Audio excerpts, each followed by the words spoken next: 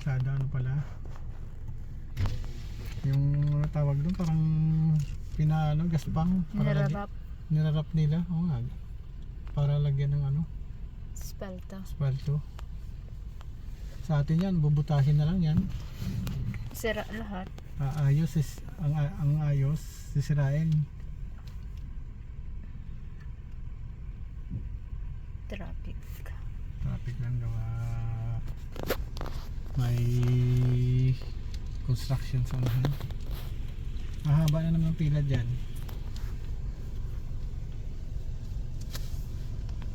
Makapakaluan magano dito, no? Kaluan ng trabaho.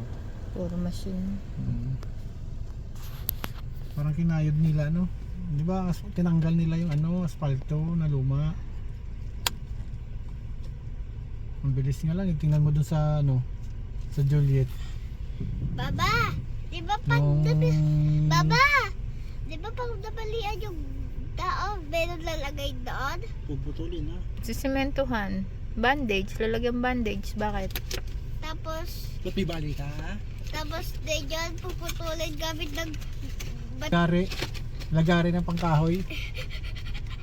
Hindi pa na rin malambot, matigas pa na rin. Ayusin mo, sombrero Kasunod na mo. balik natin dito, tapos na to. Asfalto na to. Di ba doon sa kabila? Naglotot, D9. the blue dot, the dye. D9. Bukas may pupuntahan tayo. Yung pupunta sa school gab. Paano dun sa kanyang ano kung anong kailangan pa dun. Sa'yo okay na, nabili na lahat. Basta Kailangan mo na dun yung bus mo. masakit lang sa ulo ko. Sumakit lang sa ulo ko pagkausap doon. Huwag ka nang pumasok. Ganun ba naman mag-English? Basta yes or no, ayos na yun. Tango nga lang, walang tango. Pero naintindihan mo naman. Intindi ka, hindi ako makasalita, tulad magsalita.